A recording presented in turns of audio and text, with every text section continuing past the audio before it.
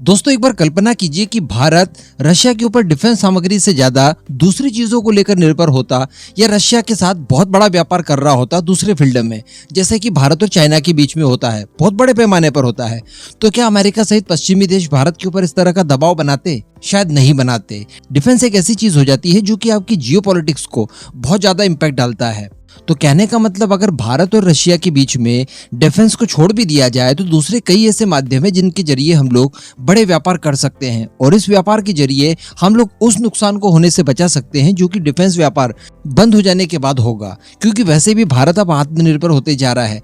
कई सारी फील्ड में भारत अब खुद के वेपन्स बना रहा है। कई सारे वेपन्स को हम लोगों ने खरीदना दूसरे देशों से बंद कर दिया है और जो थोड़ी बहुत जरूरत अगर हम लोगों को पड़ती है और खरीदना चाहते भी है तो उसके लिए हमारा माइंडसेट ऑलरेडी बन चुका है। हम लोग वेस्टर्न कंट्री से खरीद रहे हैं, इजराइल से खरीद रहे हैं या अमेरिका से ले रहे हैं, क्योंकि कारण ये है कि रशिया वही वेपन चाइना को भी बेच देता है। तो भारत और रशिया के बीच में जो डिफेंस का क्षेत्र है इसको लेकर अब और इसको बाकी नहीं रह गया है। जो पुराने हथियार हम लोग ले चुके हैं ऑलरेडी और उनका इस्तेमाल कर रहे हैं और लंबे समय तक करेंगे, उनमें इस्तेमाल किए जाने वाले पार्ट्स या फिर मिसाइलें वगैरह ये आप मान लीजिए कि चलता रहेगा, लेकिन बाकी कोई बड़ी डील अब हो ये अब संभव नहीं दिखाई दे रहा है। इससे बेटर है कि भारत का और रशिया का ट्रेड जो है वो दूसरे फील्ड में शिफ्ट कर दिया जाए। यहाँ पर कुछ लोग ये कहेंगे कि देखिए अभी हम लोग क्रूड ऑयल खरीदना शुरू कर चुके हैं तो और खरीद सकते हैं, लगातार खरीद सकते हैं, तो भारत और रशिया के बीच में ट्रेड ऑलरेडी हो जाएगा। तो ऐसा भी नहीं है। यहाँ पर भारत को बहुत नुकसान हो रहा है, बहुत ज्यादा व्यापारिक घाटा हो रहा है, क्योंकि रशिया को हम लोग पैसा दे रहे हैं ले किसी माध्यम से नहीं पा रहे हैं। तो भारत को रशिया को यहाँ पर म्यूचुअली अच्छे लेवल पर ट्रेड करना पड़ेगा, जिसके जरिए भारत और रशिया दोनों को फायदा हो, नुकसान किसी को ना हो।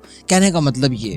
और वैसे भी जब रशिया यूक्रेन वॉर थमेगी, हो सकता है कई सारे नेगोशिएशन वेस्ट के साथ रशिया करे, तो इन सब नेगोशिएशन के जरिए शायद रशिया कहीं ना कहीं से अपने ऊपर लगे सैंक्शंस को कम करवाई देगा। उसके बाद ये क्रूड ऑयल पर जो डिस्काउंट वगैरह मिलता है ये शायद इन फ्यूचर ना मिले, तो ये मार्केट तो समझ लीजिए हमारा बंद हो जाएगा। लेकिन दूसरे कई ऐसे क्षेत्र है जहां पर भारत और रशिया बहुत बड़े पैमाने पर ट्रेड कर सकते हैं और उसका फायदा दोनों देश ले सकते हैं। अब इसके लिए मैं आपको बता दूं कि एक ग्रैंड मीटिंग होने जा रही है भारत और रशिया के बीच में और बहुत बड़े पैमाने पर ट्रेड करने के लिए अब दोनों देशों ने हामी भर दी है।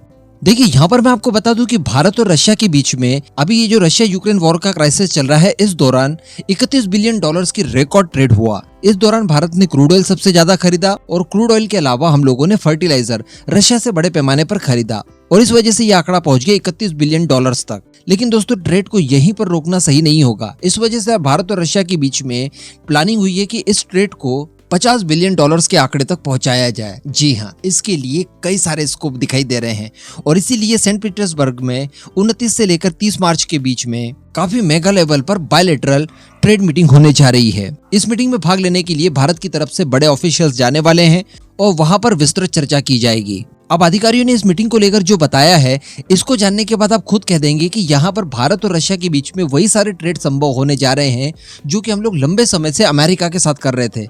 अमेरिका के साथ हम लोगों ने दशकों तक हथियारों को लेकर कोई डील वगैरह नहीं की, लेकिन फिर भी दूसरे माध्यम से ट्रेड बहुत बड़े लेवल पर किया।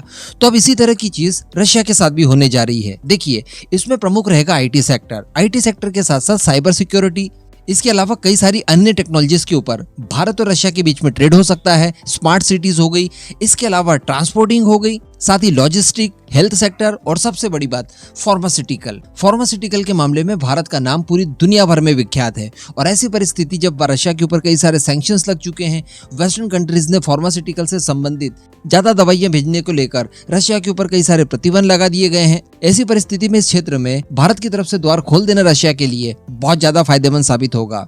तो इन सब चीजों को लेकर बड़े पैमाने पर गहन मंथन किया जाएगा और बताया जा रहा है कि 2025 तक हर हाल में डिफेंस और क्रूड ऑयल वगैरह को छोड़कर 30 बिलियन डॉलर्स का एक्स्ट्रा ट्रेड किया जाएगा भारत रशिया के बीच में।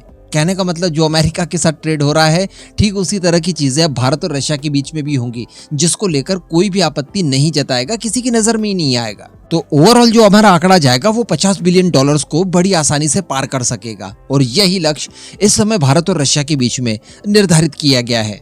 क्योंकि America western countries lakh Bharat को मनाने की कोशिश करे, लाख प्रलोभन दे, भारत एकदम से रशिया को कभी नहीं छोड़ सकता। क्योंकि हम लोगों ने देखा जब भारत क्राइसिस के दौर से जूझ रहा था 1971 की अगर बात देखी जाए तो रशिया उन गिने चुने देशों में था जो भारत के साथ खड़ा था और न केवल खड़ा था बल्कि अपनी फोर्सेस लेकर भारत भी पहुंचा भारत के लिए लड़ने के लिए। तो ऐसी चीज दूसरे किसी भी देश के साथ संभव नहीं है। तो भारत किसी भी परिस्थिति में ऐसे देश को और ऐसे दोस्तों को कभी भी हाथ से नहीं जाने देगा। दूसरी बात, अगर भारत रशिया का साथ छोड़ देता है तो वही जो हम लोग कई बार डिस्कस कर चुके हैं कि रशिया हो जाएगा बहुत ज्यादा कमजोर, और कमजोर रशिया चाइना के लिए एक बहुत ज्यादा आसान शिकार हो जाएगा, और उसके बाद चाइना अपनी उंगलियों पर नचाएगा रशिया को, जो कि भारत के साथ साथ पूरी दुनिया के लिए बहुत ज्यादा खतरनाक हो सकता है। वैसे इन सब चीजों को लेकर प्लानिंग भारत की तरफ से स्पेशली काफी पहले कर ली गई थी, लेकिन अब इसको लेकर इम्प्लीमेंट किया जा रहा है। मैं आपको बता दूं कि रशिया का एक बहुत ही बड़ा शहर है जो कि व्यापारिक दृष्टिकोण से बहुत ज्यादा महत्वपूर्ण है रशिया से, और वो शहर है व्लादिवोस्तोक।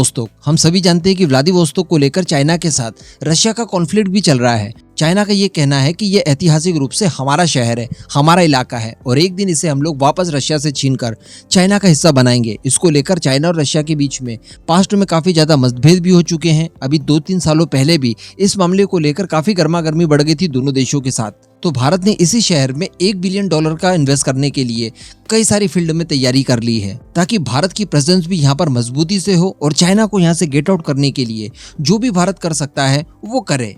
तो इस पहल को मेरी तरफ से 100 आउट ऑफ 100 दिए जाएंगे। आपकी तरफ से कितना दिया जाएगा नीचे कमेंट करके जरूर बताइएगा।